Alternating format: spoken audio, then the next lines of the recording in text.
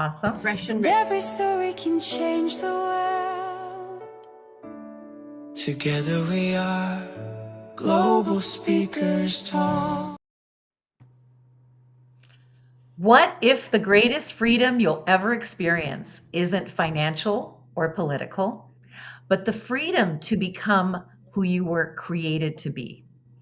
In a world constantly telling us who to be, how do we discover our authentic voice, lead with purpose, and live from deep inner conviction?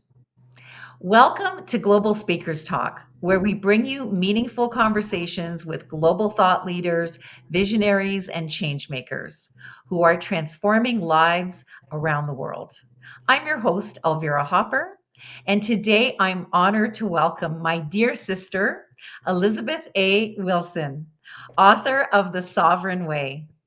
Through her work, Elizabeth is inspiring people to embrace personal sovereignty, conscious leadership, and a deep relationship with purpose and faith. Elizabeth, it's a privilege to have you with us. Welcome to Global Speakers Talk. Thank you so much. And the privilege is mine, I'm sure. Oh, thank you, Elizabeth. Okay, so Elizabeth, the phrase the sovereign way is both intriguing and powerful. For someone hearing it for the first time, what does it truly mean?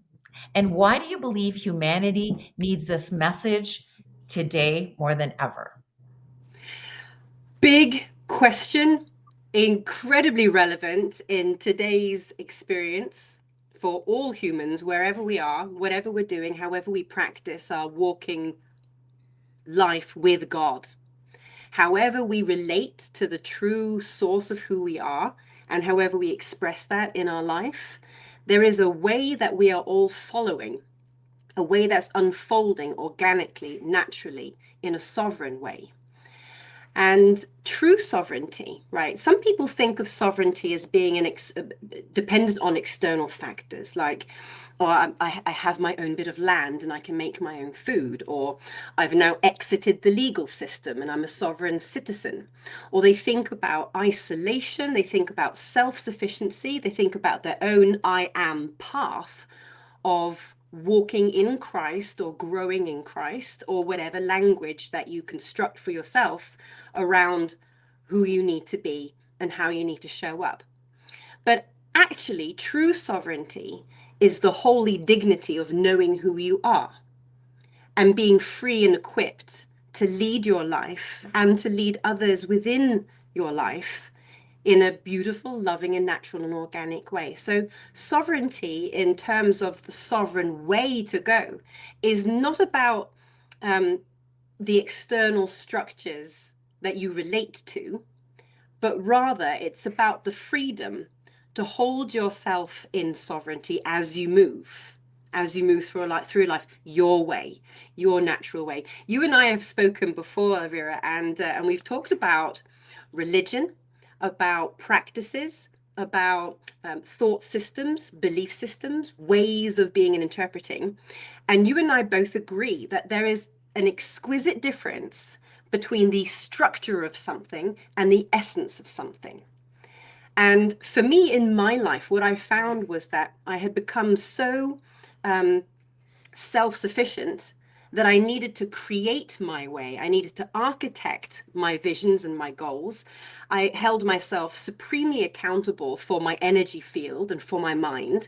And I was constantly wrestling with the darker side of myself in order to elevate my vibration and rise in consciousness and ascend in sovereignty.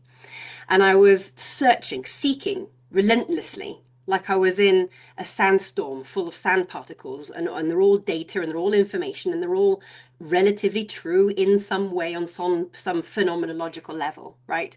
And it was too much, it was overwhelming for me. And when I remembered what is true, which is that there is one source and spirit and substance that all things in the universe are made of, and I am that, and so are you, then I recognized that the things that I am chasing, well, they're not different.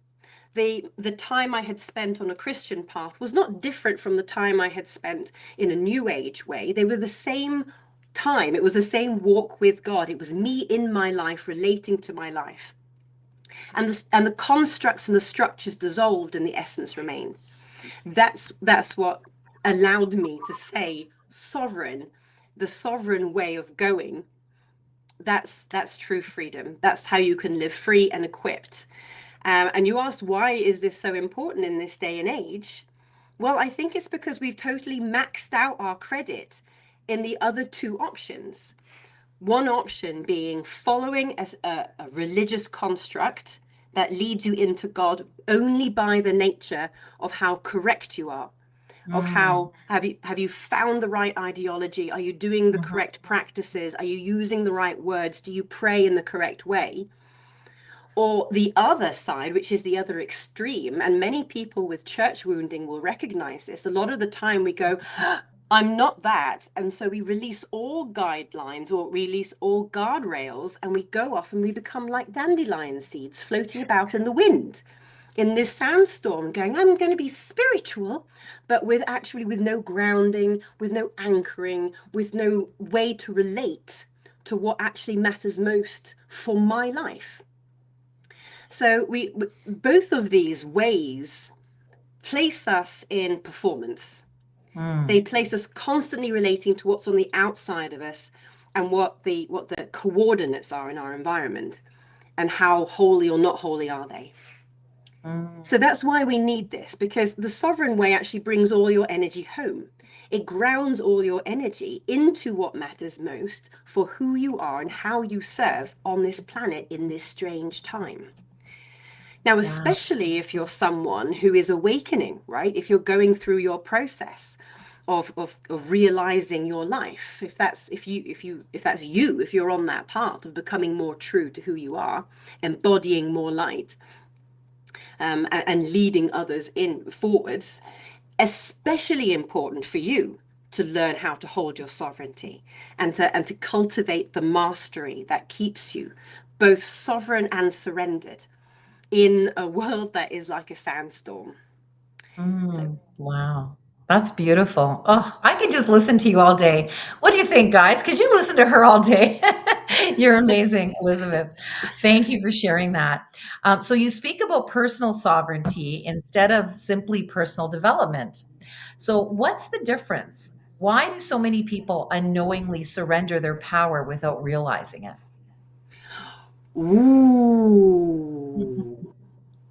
What's the difference between personal sovereignty and personal development? And why do so many people surrender their sovereignty unknowingly without even realizing it? Yeah. Well, let's start with the first half of that question. What's the difference between personal sovereignty and personal development? Personal sovereignty is a state of mind, a state of being. Personal development is the conscious decision to attend to your characteristics, to tend to your stories, your traumas, your limitations, your habits, and to consciously participate in becoming more of who you are, right? And becoming a better version of yourself.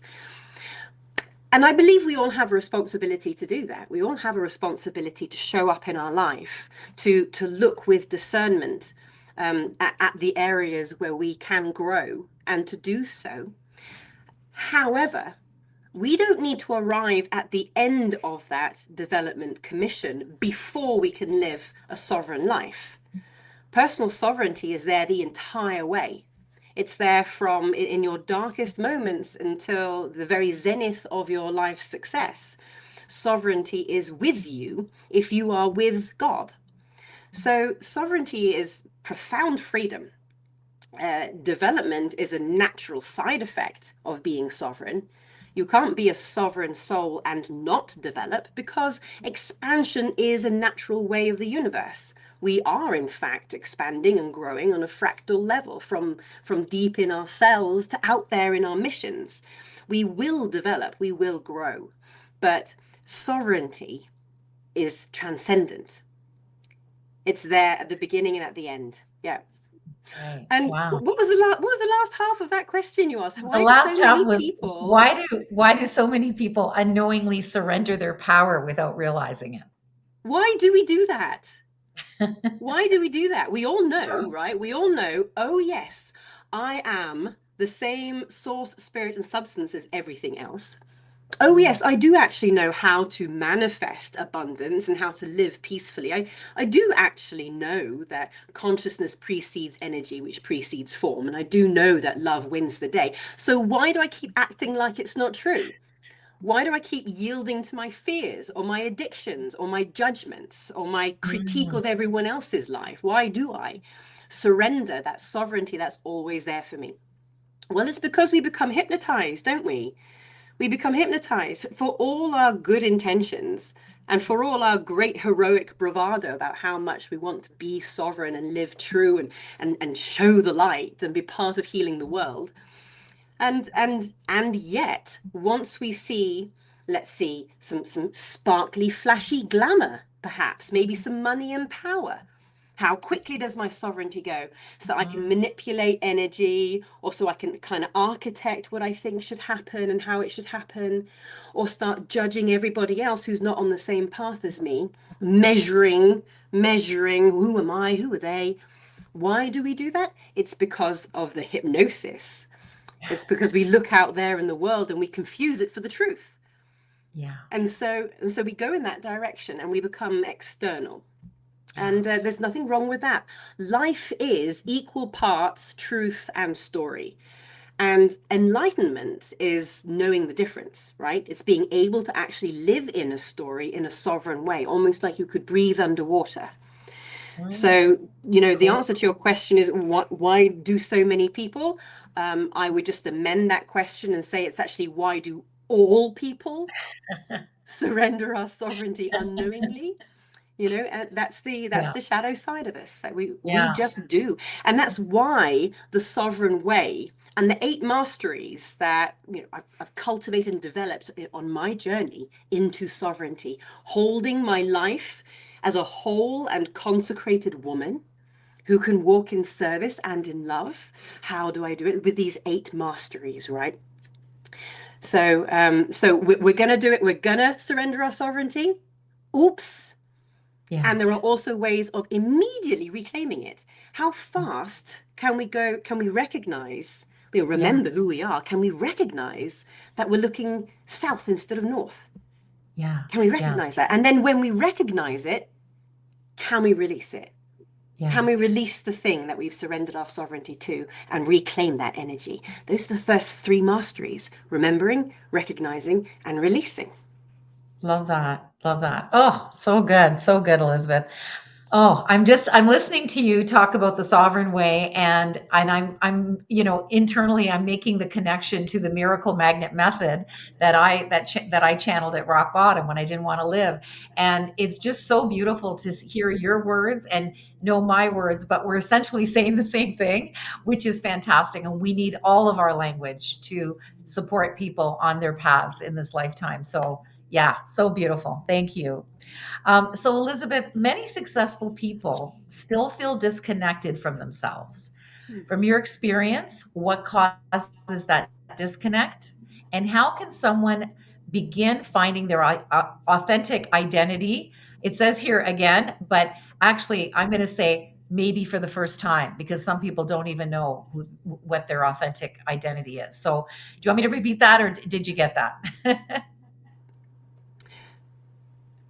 Go again. From the Okay, I'm very going to top. try one Yeah. more. Yeah. Mm-hmm. Many successful people still feel Yes. disconnected from themselves.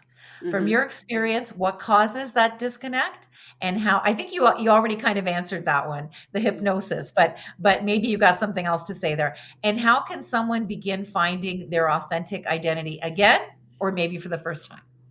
Okay, this is a very, very deep and multi-layered question. And I told myself I wasn't going to waffle today like I normally do. So let me try to be succinct. When it comes to success, there are 2 ways to get it.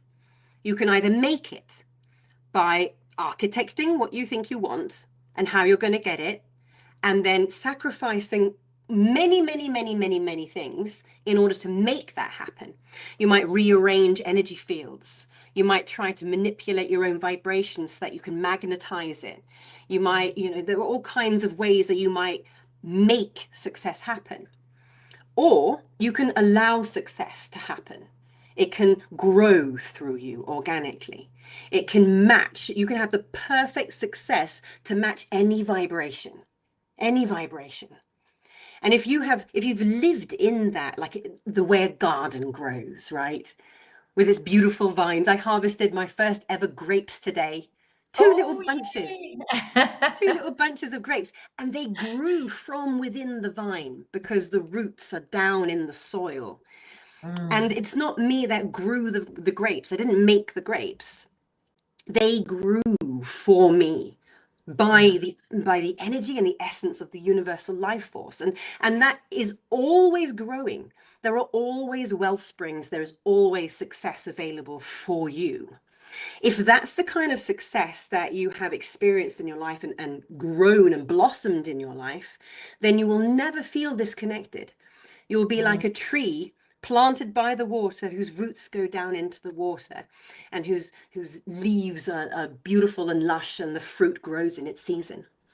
But if you did success the other way, where you made that success happen for yourself, whether you did it the traditional way by working X hours to make X amount of money, or you came up with something and then you hustled to position it in the world in such a way that you could make a fortune, or you took advantage of or manipulated or created or architected or something, whatever it was, if you made your success happen, then there's a very real risk that your identity has become established, founded on whatever that system was that you used to make that success. And that's true even in, abundance manifestation circles. Absolutely true. I hear people saying all the time, well, I should be able to be, do, and have anything I want. And I'm like, that isn't true. That is not true. It's a lovely idea. And maybe in theologically, maybe in the original state of human being where we truly are 100% sovereign, then maybe it is true. But for normal human beings that are in formation, that haven't yet attained that perfect unity with God and are still in some way walking with God, for us, there are all kinds of limitations, and thank goodness. Some things that I'm most grateful for are the prayers that didn't come true and the things that did not manifest for me, because thank goodness there are actually limitations to what I can and will experience, because I choose to live under grace. So if our identity is attached in the thing we think we want and the way we think we have to get it, we will be disconnected from our true source, from the vine that grows all the way from the deep roots and is always yielding fruit in its season. We will feel disconnected from that because we'll be identifying with the trellis. Yeah. And we'll be like, that trellis is who I am. It is my success. It is the whole reason. And if anything, God forbid, should happen to that trellis, then down I go. I had a client once. Wonderful man. Gosh, I loved him so much. It was an honor to walk with him on his faith journey. He had made $75 million on an invention. Wow. And I have never met someone as terrified of money as him. Wow. Terrified. Like looking at the stock markets, looking at the graphs. I'm like, look where we are. Look at this beautiful surrounding. He's looking at the stock markets. That's why many successful people feel so hollow at the top. There's I think it was Will Smith who said, there's a rock bottom, but there's also a lonely mountain peak where you left behind all the things that truly mattered because you were seeking that shiny thing at the top. And you told yourself that your abundance mindset would get you there. And you missed the dinner, the family dinner. You missed the moment when your children said, can you play with me? You missed the true abundance because you were making it happen. Yeah. That's why. And to find your way home, to remember who you are again, right? To kind of sink back into actually, I'm in the garden and there's a vine and it's going to give me grapes in the right season. And Mm, it's not my lack consciousness that's preventing these grapes from being in my belly. It's just the season. right. Money comes and money goes. And not Yeah. every leaf that withered because you have some block in your sacral chakra. Sometimes it withers because it's time to wither. Yeah, and praise be to the garden who knows when it's time to wither. So Mm, if you feel like if you have the first mastery of anyone walking a sovereign way has to have this mastery, remembering. mm, Ah, yes, I remember. It's not the business plan that made me rich. It was my journey with the power of the universe yeah. moving through me, bringing forth the goodness through me, like your Miracle Magnet program, like the Sovereign Way book, from the Yeah. source of love out. I Yeah. remember now. That's the Yeah. first mastery. And then the second mastery is recognizing, aha, that is a structure. That business model, that book, that Miracle Magnet program, that is a structure. And I bring the essence, and others may receive the essence through it, but it in and of itself is just a framework. Yeah. It's just a structure. And if I can recognize that, then I can release. I can release my identity from that. And there's such a transcendent peace that comes when your sovereignty is no longer dependent on the trellis, Yeah. right? The Yeah. trellis that it served a purpose. It Yeah. did. It grew you up. It made you fantastic. It held you while you grew the grapes, but it didn't grow the grapes. It Yeah. didn't. I So, love it. yeah. Wow. Beautiful. Beautiful. Yeah. Thank you so much. Okay. So you describe your work as a return to God in a changing world. In today's fast moving, technology driven society, how can someone deepen their spiritual connection without feeling overwhelmed or conflicted? Mhm. Mm. Mm. Overwhelmed and conflicted. That was my darkness. That was my like shadow valley that I had to go through. I existed mentally in this like double bind where I was damned if I do and damned if I don't. Like there were so many choices. Like I just want to go and buy a tomato at the market, but now I have to worry about, am I supporting pesticides? Am I supporting child slavery? Am I supporting the wrong farms? Am I eating Monsanto? Like there were so many bits of data that I had to take account of and put into the right coordinations. I just want to buy a book on Amazon, but am I supporting the billionaire oligarchy? Am I actually, taking business away from small? There was always so many things. I was overwhelmed. I was always feeling guilty, and I was acting like I was spiritual because I was saying the right things. I was buying the right crystals. I was doing the right diet. I was doing the right practices. I was saying I was being spiritual, but I was overwhelmed. I didn't know which way was the right way. And so I was trying to cram all the different ways in, or constantly trying to translate, well, what does that mean? Like, what part of my energy is off? Which one of my chakras do I need to clear because of this thing that's happened? And I was constantly making these calculations, these energetic calculations. And gosh, where was I going with that? What was the question again? So the question was, you describe your work as a return to God in Ah, a changing yes. world. Okay. Hmm. Yeah, Okay. that's it. So, Yeah. how can you abide in God when there are these trillions and trillions of little data particles whizzing around in the sandstorm? How can you act like you live in an oasis that's always there in this sandstorm? How Yeah. can you do that? How can we live in a world which is so turbulent, climate, geopolitics, the incredible injustice that's manifesting all over the world right now, restrictions to needed resources, all kinds of things. How can I live in transcendent peace? How can I walk with God? How can I be in God? How can I abide in a state that sees the grapes blossoming and maturing on the vine? Well, that's what sovereignty is.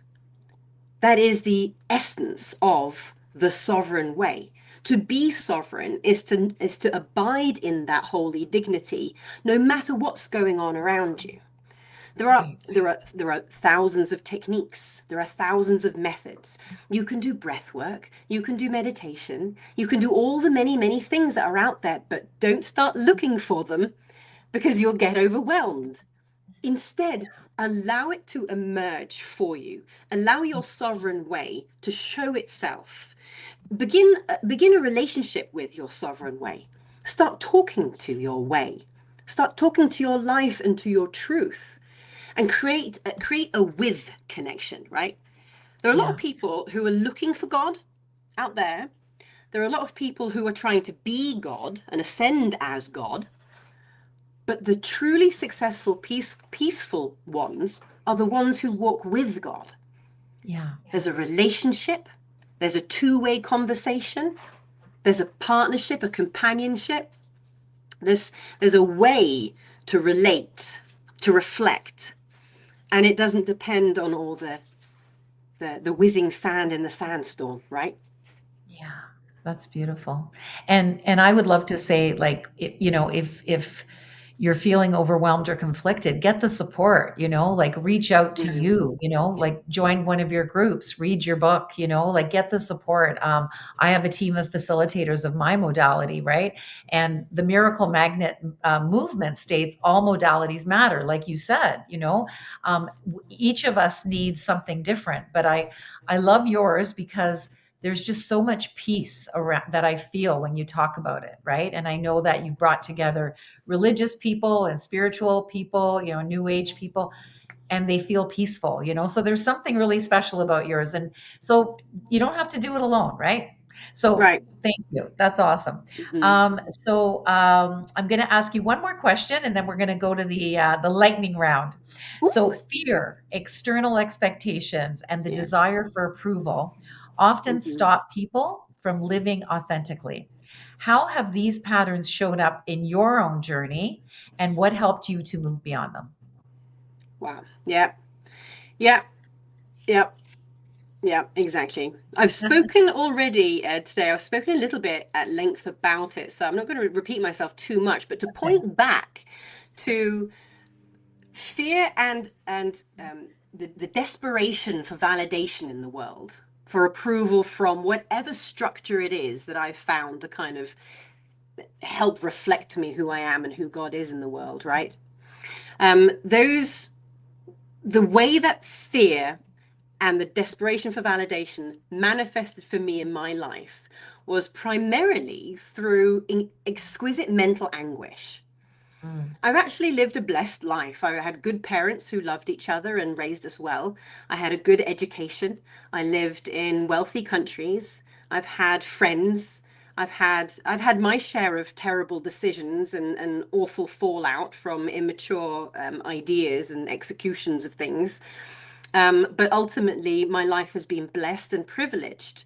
But that doesn't exclude you from the shadow path and the way fear and things have manifested for me in the depths of my mind, in the darkest caverns of thought, having a split mental universe where all of these different pathways and possibilities and potentials were constantly arguing with each other for my attention. Much like social media is today. How I got myself out of it, or rather how I was delivered from it, from the patterns, the karmic patterns and repercussions of all of my fears and all of my terrible habits, seeking external validation. I was actually delivered. I was delivered. So many would rush to say it was my modality. Right? This is a thing that I created. You should go and buy it. And many people would rush to do that. But it wouldn't be true for me to say that. The way that I got out of the darkest cave in the universe with the smelliest beasts was that I was delivered. Yeah. There came a moment where I said, I'm actually done trying to manifest all of this for myself. I'm done trying to fight this sandstorm. I'm done trying to build a sandcastle with my bucket and spade when this wind won't stop howling. and I can't do it anymore.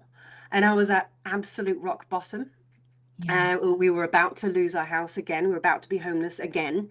And I was like, for all my manifesting, for all my holy vibrational seeking, I cannot get past this. I Yeah. cannot liberate myself. So I asked the one who's most famous for saving a soul, a mind, a consciousness, a human life. And I asked Jesus.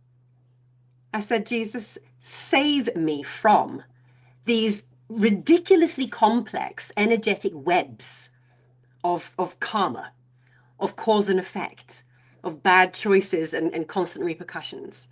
Save me from having to manifest my way out of this. Save me from having to purify my mind, purify my energy, purify my body just so I can have peace. And just come and get me. Mm. You know, did your children ever just call you up and say, Mom, can you come and get me? Yeah. Yeah. I went straight there. Yeah. And Jesus does that. He goes straight there. He goes straight to you. So I'm not going to say it was the sovereign way that saved me. The sovereign way is a result of having been saved.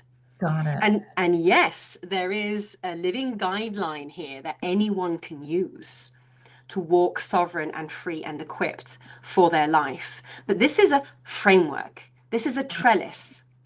This isn't the power that grows the grape or saves the mental day, saves the day in my mental torture, right? It's not the trellis that does that. He does that. The God of the universe does that. The never-ending life force, the wellspring that never runs dry, does that. That's how I got out of that darkness. I was just delivered. I was just brought out of it. I love that. I love that, Elizabeth. So beautiful. I just invite everyone to reach out if they resonate. Now I've got 7 rapid fire questions. We're just a little bit over time, so let's go Okay. really fast here. One word that describes your life today. Consecrated. Oh, love that. What does freedom mean to you in one sentence? I am sovereign in Christ. A book every leader should read. The Sovereign Way. Thank you. What's one daily habit you never skip? A cup of tea with my children in the morning. Oh, that's so lovely. What's one belief you've completely changed your mind about? That I have to manifest whatever I want, be whatever I need to be, have whatever I think I need to have, and that I'm responsible for growing the grapes. Okay. Who has influenced your life the most? Jesus Christ. Yes.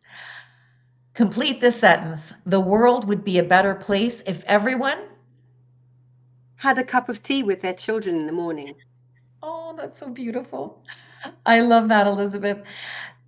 So here's a powerful closing question. Elizabeth, imagine this conversation reaches someone who feels lost, disconnected, and unsure of who they are. If they remember only one sentence from everything we've discussed today, what would you want that sentence to be?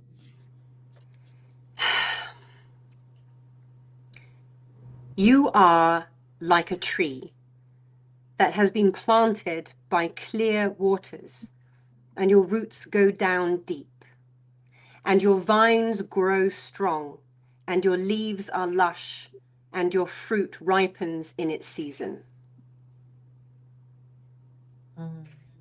That's beautiful.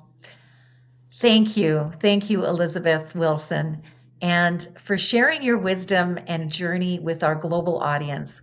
If today's conversation inspired you, make sure to subscribe to Global Speakers Talk. Share this episode with someone who needs to hear it, and leave us a comment with your biggest takeaway. Until next time, keep learning, keep growing, and keep speaking your truth. This is Elvira Hopper, and you have watched Global Speakers Talk. Thank you. Thank you.